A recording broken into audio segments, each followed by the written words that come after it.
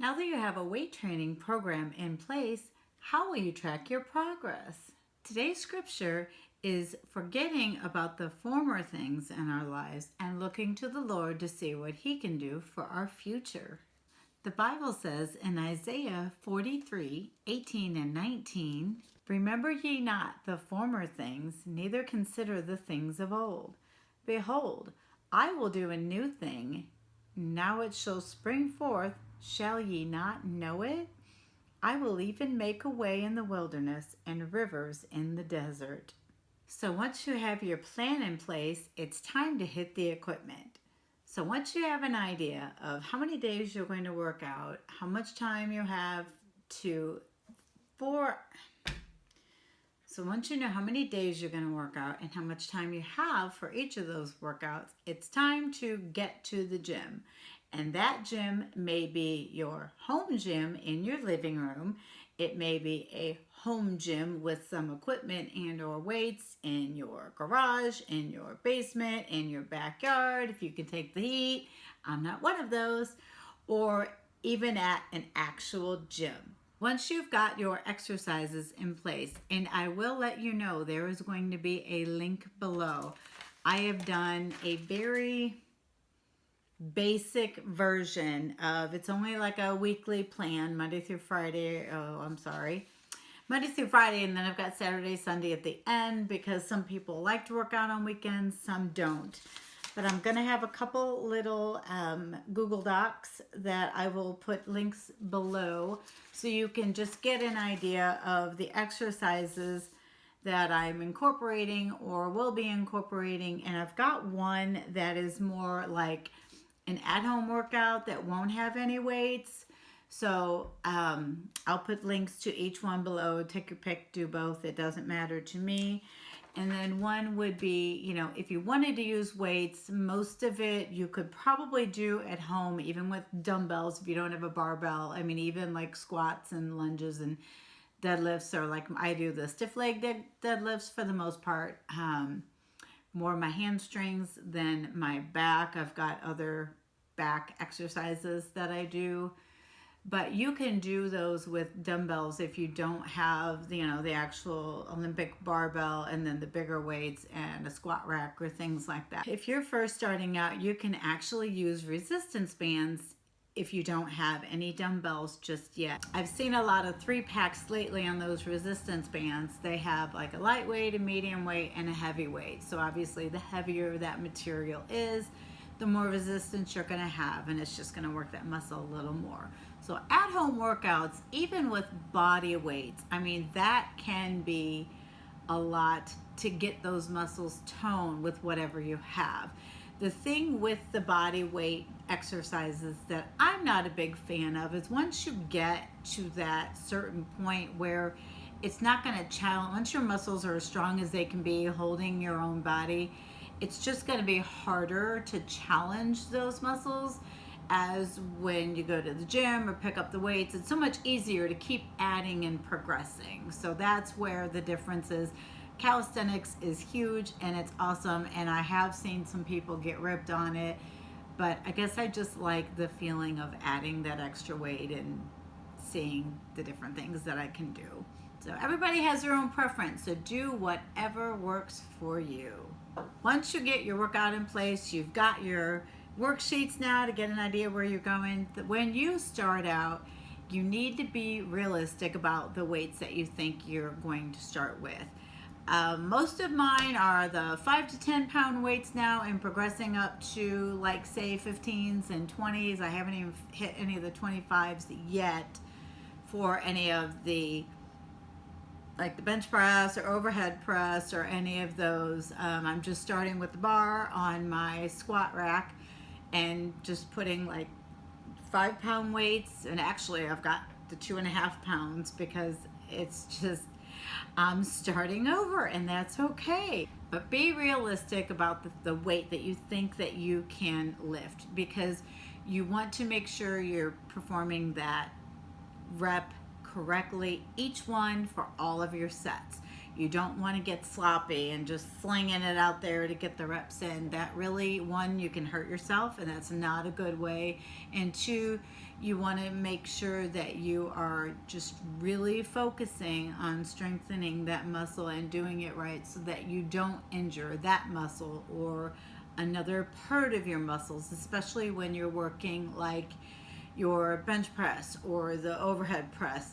The chest and shoulders kind of go hand in hand. They're kind of a little intertwined when you're doing those movements. So you want to make sure that you have your body stable, so we don't want to hurt anything. And I mean, I have definitely seen where I was doing a bench press when I had the bar and heavier weights back in the day, and then I kind of wound up hurting my shoulder, and then so I was out for a couple weeks. I'm like, well, I don't know what I did, but I don't want to do that again. A good thing to think about with progression, once you hit those sets that you've done and you've got all your reps accomplished, once you get to that 3 sets, and maybe you're doing 15 or up to 15, maybe you're doing 3 sets and you want to go up to 15 reps of each exercise.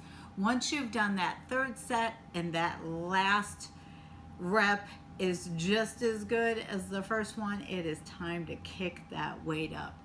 And those are the things that you want to make note on your progress tracker, so that you'll be like, okay, I did my 3 weights, my dumbbells for my bicep curl, and I was on the 10s, and I'm just kicking them out. So I'm gonna go to the 12 and a halves if you're at the gym. That's what I would do. I don't have that, so I've got to go from 10 I actually do have 12, so I'm kind of lying. So I go up to my 12s, and once I get that the 3 sets and 15 reps of each one, and once that's good, then okay, I got to kick it up to the 15s. And then you just kind of start over and progress. And you know, it's so good to have that feeling that you're increasing in weight, and you can literally feel that muscle getting stronger. And you know, eventually that flab is gonna go bye-bye. I read years ago when I was running and thinking about doing marathons and half marathons and all that, they always said, and I think it's pretty much for anything, not just running, but intensity and increasing, you always want to go about a 10%. I wouldn't go much more than that at a time. That's like a good safe measure so that you're progressing, because anything is progress, whether it's 1 more pound in weight or 1 more rep than you did before. But you want to be able to do it in a format that you can execute that in this next session, but you're still looking for proper form. And everything you do, always, always, always have proper form, because you just want to protect your body. And in my study this week, I looked at 2 of them, and I've got them linked in the description below. The first one is called Effects of Resistance Training on Change of Direction Speed in Youth and Young Physically Active and Athletic Adults. So it was interesting what they had to say. And again, I'm seeing this more and more as I do my research. And they're just talking about when you're wanting to get pure gains, working out twice a week seems to be optimal. And then you want to hit those muscle groups. I'm finding almost about 10 sets a week is like optimal for, again, you know, the biggest strength gains, and just be consistent. So, you know, you're doing 3 sets. Say you're going to do your squats and you're going to do 3 sets that day, and then you go and do an isolation movement like the leg extension. Well, if you do 3 sets, then you've got your 6 already for that first part of the week. So maybe if you do like an upper lower body split 2 days a week, then you'll go that second time, and you really only have to do 4 more sets for your quads, and then you're done for the week. And that just ensures the most muscle gain as you go. The other study that I looked at was very interesting, and it talked about, because I know a lot of personal trainers, and I'm not sure how big it is now. I know several years ago, everything you were doing, all of your exercises, you do it on like a stability ball, although I guess it was it the Bosu ball? I forget what that little half thing was. It had like a round ring at the bottom and the half. I'll put a picture in the description below. I'll have to find that. But that study was called Effects of Training Using Unstable Surfaces on Strength, Power, and Balance Performance Across the Lifespan. So, but it was interesting that I know a lot of people will go, again, they'll, get on the stability ball and then they'll try to do like their chest flies or a bench press or, dumbbell press, something like that. And they were talking about, stabilizing your core while you're doing that and just all these different things. And I just have never been a proponent of trying to do 2 or 3 exercises at one time. I think you need to focus on what you want to do and then put all of your attention to that move. You want to make sure you're doing it right. You want to make sure you're doing it effectively. Who wants to go to the gym and do a bunch of half movements and spend 30 minutes to an hour and it's like, what have I really accomplished? What muscles did I really work today? So I want to get in, get out, get her done, and just be focused and know what I'm doing. So that was pretty interesting. I'll put those links again in the description box below. So tell me in the comment question below, I would like to know what kind of journal you're going to use for tracking your gains. Our next video, stay tuned because I'm going to do more research and figure out the best weightlifting progression strategy. So I want to figure out I keep hearing the, 2 sets a week, 2 times a week, I guess, not 2 sets. And, working maybe 10 sets a week for each muscle. So I want to do a little more digging and find out what is the optimal time and way and like how often to work out each week to gain muscle and go forward. Because once it gets cooler outside, I'm going to be in my little gym 24/7 because I am super, super, super excited about building muscle and getting rid of the fat.